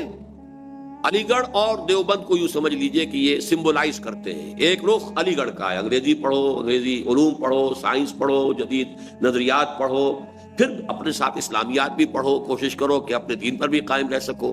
یہ کوشش تھی علی گڑھ کی، اور علی گڑھ کے طرز پر سمجھیے کہ اب مسلم اسلامیہ کالجز قائم ہو رہے ہیں، چاہے وہ لاہور کا ہے، پشاور کا ہے، کہیں اور کا ہے، اسلامیہ ہائی سکولز قائم ہو رہے ہیں۔ وہ سب یوں سمجھیے کہ جیسے ایک حدیث کے اندر آتا ہے کہ دنیا بھر کی کل مساجد جو ہے وہ خانہ کعبہ کی بیٹیاں ہیں۔ اسی طریقے سے یوں سمجھ لیجئے کہ پورے ہندوستان میں اسلامیہ کالجز اور اسلامیہ ہائی سکول جو قائم ہوئے وہ علی گڑھ کی بیٹیاں اور پوتیاں ہیں یا نواسیاں ہیں۔ یہ ایک سلسلہ تھا۔ اور دوسری طرف علماء کا یہ ہوا کہ نہیں صاحب، ہمیں نہ انگریزی پڑھنی ہے نہ جدید علوم پڑھنے ہیں، ہم تو قال اللہ قال رسول عربی پڑھیں گے، فقہ پڑھیں گے، حدیث پڑھیں گے، تفسیر پڑھیں گے، جو بھی کریں گے مسجدوں کو آباد کریں گے، مسلمانوں کے مذہبی تشخص کو برقرار رکھنے کی کوشش کریں گے، انگریز اور انگریزیت اور انگریزی زبان سے نفرت پیدا کریں گے۔ نتیجہ کیا نکلا کہ مسلم قوم ایک تو اقلیت میں تھی ہی پہلے، اب اس کی لیڈرشپ منقسم ہو گئی، اس سے جو قومی تحریک ہے اس کو ذوق پہنچا۔ اب اس وقت ساری گفتگو کو نوٹ کر لیجئے کہ ہمارا کیا ہے، ہم دینی اعتبار سے بات نہیں کر رہے ہیں، قومی اعتبار سے بات کر رہے ہیں۔ قومی اور سیاسی اعتبار سے مسلمانوں کی توانائیاں منقسم ہو گئی، ساتھ ہی مندرجہ بالا دو اسباب کی بنا پر، یعنی ایک اس وجہ سے کہ خالص آئینی جدوجہد میں اکثریت اور اقلیت کا مسئلہ پیدا ہو گیا، اور دوسرے اس بنا پر کہ مسلمانوں کے مذہبی طبقات کے قوم کے سواد اعظم سے علیحدہ ہونے کی بنا پر ان کی مجموعی قوت میں کمی پیدا ہو گئی۔ ہندوستان میں غیر مسلموں کا پلڑا بھاری ہونا شروع ہوا، اور یہ ہوا ہے اس صدی کے آغاز سے، 1920 کے بھی بعد۔ یہ 1920 میں خاص طور پر کہہ رہا ہوں، میں بتاؤں گا کیوں کہہ رہا ہوں۔ 1920 تک ہندوستان کی سیاست میں مسلمان کا پلڑا بھاری تھا، ہندو اکثریت کے باوجود 1920 تک مسلمان کا پلڑا بھاری تھا، سیاست میں نمایاں یہ تھے، لیکن یہ کہ اس کے بعد سے صورتحال تبدیل ہوئی۔ اس میں مزید اضافہ غیر ملکی حکومت کی جانب سے غیر مسلموں کی حوصلہ افزائی اور مسلمانوں کے ساتھ سرد مہری ہی نہیں بلکہ باقاعدہ ہمت شکنی کی کوششوں سے ہوا۔ غیر ملکی حکمرانوں کا یہ رویہ بھی بلا وجہ نہ تھا، مسلمانوں کو انہوں نے ہر طریقے سے حوصلہ شکنی کی اور انہیں ریجیکٹ کیا، انہیں دبایا، لیکن ہندوؤں کو ابھارا۔ اس کا خاص فینومینن جو ہے پاکستان کے پس منظر میں سندھ کے اندر آپ دیکھیں گے، ہندو بہت ہی مائنیوٹ مائنورٹی ہے سندھ میں رہا ہے، لیکن اس درجے ابھارا ہے انگریز نے اسے، اس کے مہاجنی سارے طریقے اور ہتھ کنڈے، کہ وہ سندھ کے کلچر پر اور سندھی مسلمانوں کی ابدین و اکثریت کے اوپر قابو یافتہ ہو گیا۔ یہاں تک کہ 1943 میں جی ایم سید نے باقاعدہ تقریر کی کہ ہندوستان کے دوسرے علاقوں سے مسلمان یہاں آئیں خدا کے لیے جو کاروبار کرنا جانتے ہو، اور ہمیں ہندو بنیے کی دست برد سے کسی طریقے سے بچائیں۔ یہ 1943 میں جی ایم سید کی تقریر ہے کہ ہمیں بری طریقے سے جکڑ لیا ہے ہندو نے اپنے مہاجنی نظام میں، جیسے آج نیو ورلڈ آرڈر پوری دنیا کو جکڑنے کے لیے وہ ورلڈ بینک اور آئی ایم ایف کے ذریعے سے جو بھی ہتھ کنڈے چل رہے ہیں، اس وقت یہ کہ سندھ میں بری طریقے سے مسلمان جتنے بھی زمیندار سب مسلمان، لیکن ہندو مہاجن کے اور ہندو ساہوکار کے سب غلام اور سب کے سب ان کے مقروض۔ تو اس وقت جی ایم سید نے یہ کہا کہ مسلمان کے ہندوستان کے دوسرے صوبوں سے مسلمان جو کاروباری اور تاجر پیشہ لوگ ہیں انہیں آنا چاہیے یہاں آ کر، تاکہ وہ ہم سندھی جو ہیں وہ تجارت سے واقف نہیں ہیں، سندھی مسلمان وہ آئیں یہاں پر تاکہ ہندوؤں کا جو ہم پر تسلط ہے جو دستبرد ہے اس سے بچا سکیں۔ اس کا وجہ کیا تھی کہ کیوں انہوں نے ہندوؤں کو اٹھایا اور مسلمانوں کو دبایا، وہ میں پہلے بیان کر چکا ہوں کہ سندھ میں تو خاص طور پر مسلمانوں سے حکومت چھینی تھی، ہندو کو ابھارا، مسلمان کو دبایا۔ اولاً انہیں خوب معلوم تھا کہ انہوں نے ہندوستان کی حکومت مسلمانوں سے چھینی ہے، اور اس تازہ زخم خوردہ قوم کی خاکستر میں ابھی ایسی چنگاریاں موجود ہیں جو کسی بھی وقت معمولی سی تحریک سے بھڑک سکتی ہیں، لہذا ان کو ڈپریس کرو، ڈس ہارٹن کرو۔ ثانیاً ہندو صرف ہندوستان میں تھے. اب یہ بہت اہم نقطہ ہے, یہ چیزیں آپ دوبارہ جا کر پڑھیں گے تو معلوم ہوگا کہ اس میں ایک ایک پیرے میں پورے چیپٹر کا مواد ہے.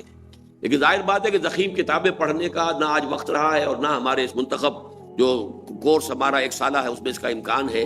لیکن یہ کہ یہ ایک بلو پرنٹ کی حیثیت سے خاکہ ذہن میں رہنا چاہیے. دوسری وجہ کیا تھی؟ انگریز نے ہندو کو کیوں ابھارا, مسلمان کو کیوں دبایا؟ پہلی وجہ کہ چونکہ مسلمان سے حکومت چھینی تھی اکثر و بیشتر ہندوستان میں, سوائے چند علاقوں کے جیسے پنجاب کا علاقہ ہے, اور جو قوم ابھی جو ہے حکومت کی کہ تخت سے گرا کر نیچے کھڑی کی گئی ہے, ظاہر بات ہے بغاوت کے جراثیم اسی میں ہوں گے.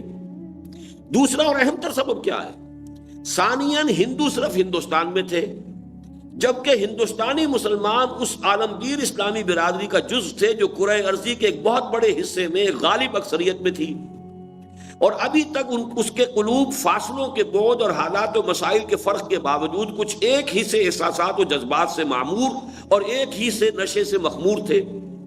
حتیٰ کہ صفحہ ارضی کے بعید ترین گوشوں میں بسنے والے مسلمان ایک دوسرے کی تکالیف و مصائب پر ایسے تڑپ اٹھتے تھے جیسے خود انہی کے سینوں میں خنجر گھونپ دیا گیا ہو. خنجر چلے کسی پہ تڑپتے ہیں ہم امیر, سارے جہاں کا درد ہمارے جگر میں ہے. پھر یہ بھی ایک تاریخی حقیقت ہے کہ ہندوستان کے مسلمان اس معاملے میں کچھ زیادہ ہی حساس واقع ہوئے تھے. چنانچہ شمالی افریقہ اور مغربی ایشیا کے مسلمانوں پر مغربی استعمار اس دور میں جو ستم ڈھا رہا تھا وہ اس کے کرب و الم کو بری طرح محسوس کر رہے تھے. شمالی افریقہ میں اطالویوں کے ہاتھوں جو کچھ لیبیا کے مسلمانوں پر بیت رہی تھی, اور ٹریپولی میں وہ مسلمان بچی فاطمہ شہید ہوئی ہے, تو علامہ اقبال نے کیسی دلدوز نظم کہی ہے.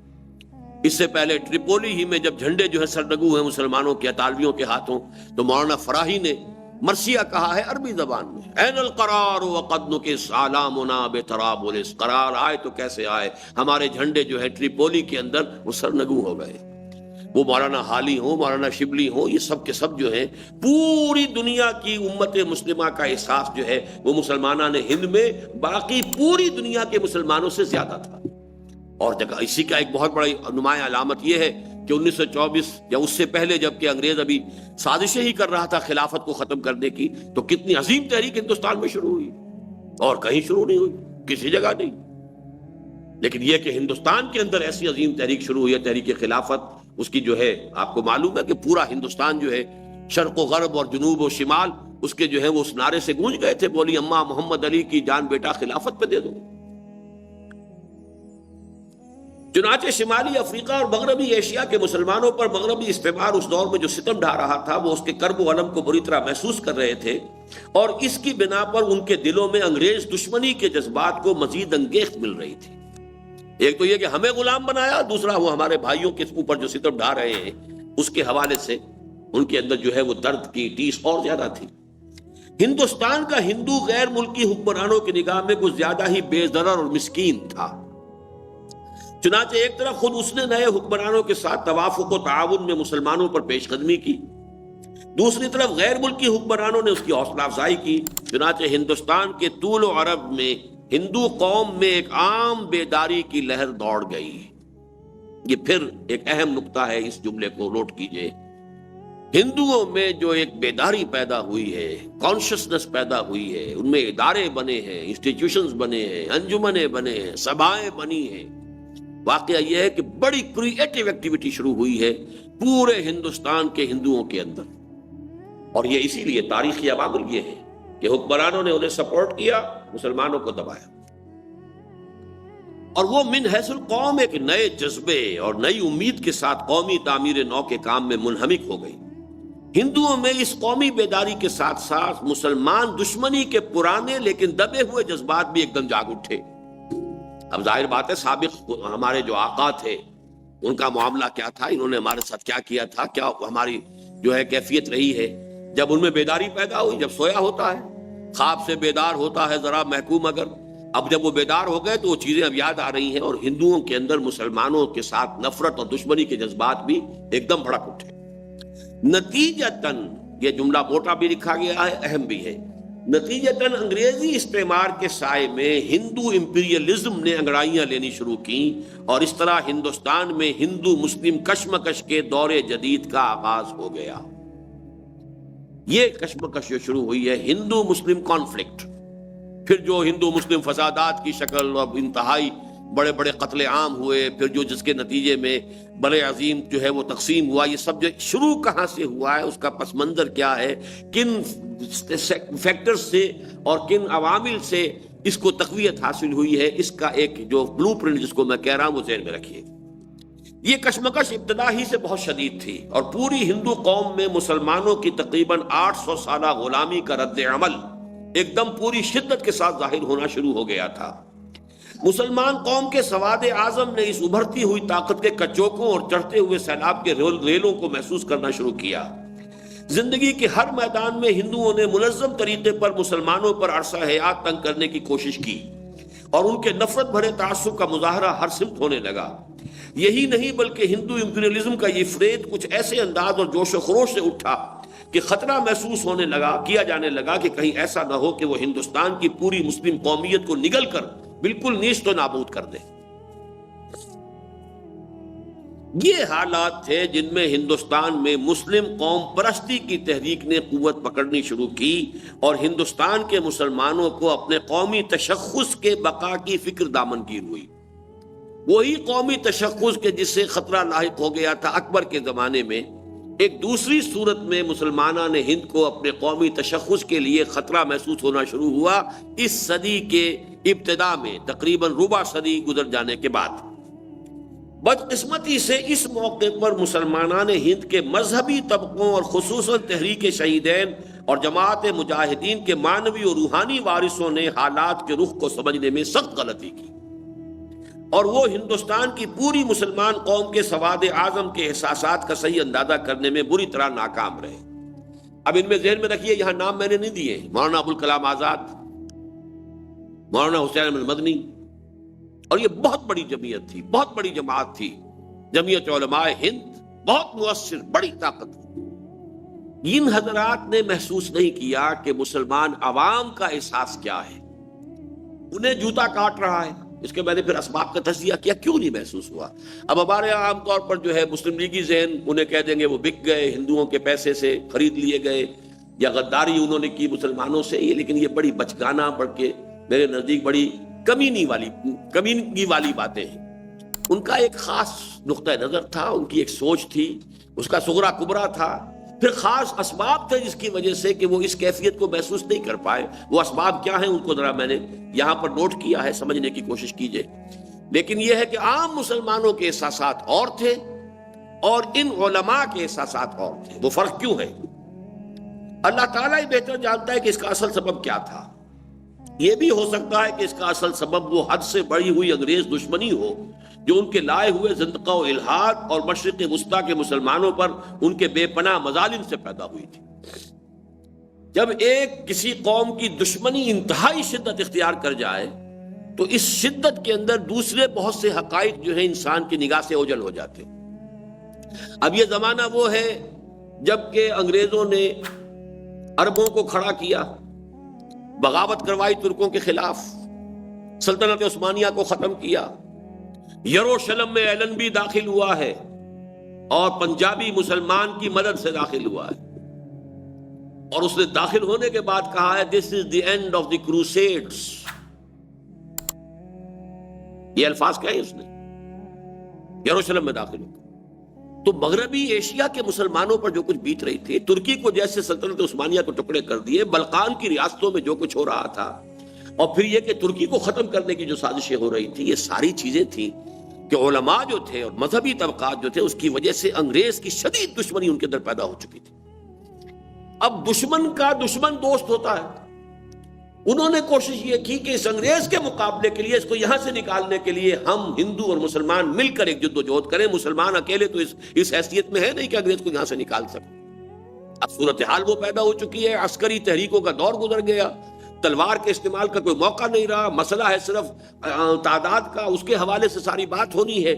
اس حوالے سے انہوں نے یہ سوچا کہ ہندو کا معاملہ ہم بعد میں طے کر لیں گے، ہمیں پہلے انگریز کا یہاں سے جو ہے پتہ چاک کرنا ہے، یہاں سے اس کا قبضہ ختم کرانا ہے۔ اور اس انگریز دشمنی کے جذبات اتنے غالب آ گئے کہ انہیں ہندوؤں کے جو جذبات تھے ان کا صحیح اندازہ نہیں ہو سکا۔ یہ ایک پروبیبل یہ ریزن ہے کہ جس وجہ سے کہ وہ عام جو مسلمانوں کے احساسات تھے ان کو وہ نہیں سمجھ پائے. اور یہ بھی ہو سکتا ہے کہ اس کا اصل سبب ان حضرات کی ضرورت سے زیادہ خود اعتمادی ہو، جس کی بنا پر وہ یہ سمجھتے تھے کہ انگریز سے نپٹ لینے کے بعد ابنائے وطن کے مقابلے میں اپنے دین اور اپنے تہذیب و تمدن اور فی الجملہ اپنے قومی تشخص کا تحفظ کچھ مشکل نہ ہوگا. یعنی اوور کانفیڈنس بھی ہو سکتا ہے، اور انگریز کی دشمنی کی شدت. یہ دو اسباب تو بڑے کلیئر ہیں جو سامنے آتے ہیں. تیسرا وہ ہے جو میں نے نیچے لکھا ہے، اگرچہ یہ حاشیہ ہے لیکن یہ بہت اہم ہے. اس کا ایک ممکن سبب یہ بھی ہے کہ معاش کے معاملے میں علماء کرام کا غیر مسلموں سے کوئی تصادم نہیں تھا، اس لیے کہ ان کی معیشت کا پورا دار و مدار مسلمانوں کے چندوں اور ان کی خیرات و صدقات پر تھا. ابھی کسی مسجد میں کوئی عالم بیٹھا ہوا ہے، کام کر رہا ہے، تو ظاہر بات ہے ہندو سے تو اس کا کوئی مقابلہ نہیں نا. وہ تو مسلمان ہی اس کی خدمت کر رہے ہیں، کوئی اس کو دے رہے ہیں، کھانے کو دے رہے ہیں، یا جو بھی تنخواہ ہے جو بھی ہے مسلمانوں کے ذریعے سے. مدرسہ ہے، قائم ہو گیا ہے، مدرسے کے اندر علماء پڑھا رہے ہیں. اب ان کے معاملے میں کہیں ہندو کے ساتھ مسابقت نہیں ہے، جبکہ عام مسلمان ایک پنواڑی جو ہے کھوکھا لے کر اگر بیٹھا ہوا مسلمان تو وہ محسوس کر رہا ہے کہ میرے برابر میں جو دکان ہے ہندو بنیے کی، سیٹھ کی، جو 5 لاکھ کا مال دکان میں ڈال کے بیٹھا ہوا ہے، میں کھٹک رہا ہوں اس کی آنکھ میں، وہ نہیں چاہتا کہ میرا وجود یہاں پر ہو، میرا کھوکھا بھی اسے گوارا نہیں. ایک مسلمان چپڑاسی محسوس کرتا تھا محکموں کے اندر کہ ہندو میرے وجود کو گوارا کرنے کو تیار نہیں. جہاں کہیں ترقی کا معاملہ ہوتا تھا، کوئی نہ کوئی سازش کے ذریعے سے ادھر سے ادھر سے لیگ پولنگ کر کے کوئی کر کے ہندو کی ترقی، مسلمان پیچھے. ایک عجیب لطیفہ مجھے سنایا گیا ہے کہ ایک زمانے میں پی ڈبلیو ڈی کے محکمے میں ایک خاص جو ہے معاملہ ہوا تھا کہ کچھ مسلمانوں کو بھی لیا جائے، کہ وہ بہت یعنی کوشش کے بعد کہ ان کا بھی کچھ حقوق ہیں، ان کو بھی تعلیم جو ہے دلوائی جائے، جو اوورسیئرز ہیں ان کو جو انجینئرنگ کی تعلیم دلوائی جائے. تو مسلمانوں میں سے جو چونکہ طے ہو گیا تھا کچھ تعداد ان کی بھی ہوگی، نہایت بوڑھے جو بالکل طے ہو چکا تھا کہ اب 1-2 سال میں ریٹائر ہونے والے، ان کو نامزد کیا گیا، اور ہندوؤں میں سے نوجوانوں کو بھیجا گیا رڑکی، تاکہ ہندو آئے گا کوالیفائی کر کے تو وہ ظاہر بات ہے کہ پوری زندگی کا کیریئر اس کا جو ہے. اور یہ جو یہ خوش ہو رہے تھے مسلمان کہ دیکھو ہمارے اوپر کتنا کرم کیا انہوں نے، کہ میں ریٹائرمنٹ کے قریب ہوں لیکن میری ترقی کے لیے انہوں نے بندوبست کیا ہے. لیکن ان کی سازش اتنی تھی کہ یہ آئے گا 2 سال کے بعد ریٹائر ہو جائے گا، لہذا یہ ہمارے لیے ایک مستقل درسر نہیں ہے. ہمیں جو اپنی تعداد ہے جو دینی ہے ہندوؤں کی، کہ وہ تعداد پوری ہو، وہ دینی ہے نوجوانوں کی. اس درجے ان کے ہاں جو ہے آرگنائزیشن تھی. اس حوالے سے چونکہ یہ معاش کا معاملہ تھا، اس لیے کہ ان کی معیشت کا پورا دار و مدار مسلمان کے چندوں اور ان کے خیرات و صدقات پر تھا، جبکہ مسلمان عوام کو ہر میدان میں، خواہ وہ سرکاری ملازمتوں اور مختلف پیشوں کا معاملہ ہو، خواہ تجارت اور کاروبار کا، ہندوؤں کی جانب سے مسلمانوں کا گلا گھونٹنے یعنی اکنامک اسٹرینگولیشن کی کوششوں کا بالفعل تجربہ ہو رہا تھا. جوتا جسے کاٹتا ہے اسی کو محسوس ہو سکتا ہے، ورنہ اوپر سے آپ دیکھیں گے جوتا تو بڑا اچھا ہے، بہت ہی عمدہ بنا ہوا ہے، لیکن جسے کاٹ رہا ہے وہ کیسے پہنے اس کو. لہذا مسلمان عام آدمی جو ہے وہ تو محسوس کر رہا تھا ہندو کے جذبات کیا ہیں، جبکہ علماء کو اس کا کوئی تجربہ ہو نہیں سکتا تھا. ان کا جو چاہے وہ نہایت مخلص تھے، بہت کم تنخواہوں پر گزارا کر رہے تھے، یہ سب کچھ اپنی جگہ ہے، لیکن بہرحال ان کی مسابقت ہندوؤں سے تو نہیں تھی نا. ہندو جب سامنے آتا تھا مہاراج کہہ کے جو ہے ہاتھ جوڑ دیتا تھا تو اس سے ان کو اور زیادہ تقویت حاصل ہوتی تھی. یہ تو ہماری بڑی عزت کرتا ہے، بڑا اہتمام کر رہا ہے، ہمارا اکرام کر رہا ہے، لہذا انہیں یہ خیال ہوتا تھا کہ بعد میں آج انگریز نکل جائے ذرا پھر ہم ان سے نپٹ لیں. بہرحال ہوا یہ کہ ان حضرات نے اپنے لیے یہ راہ متعین کی کہ پہلے ہندوؤں کے ساتھ مل کر غیر ملکی حکمرانوں سے گلو خلاصی کرا لی جائے. ہندو مسلم معاملات اس کے بعد طے ہوتے رہیں گے،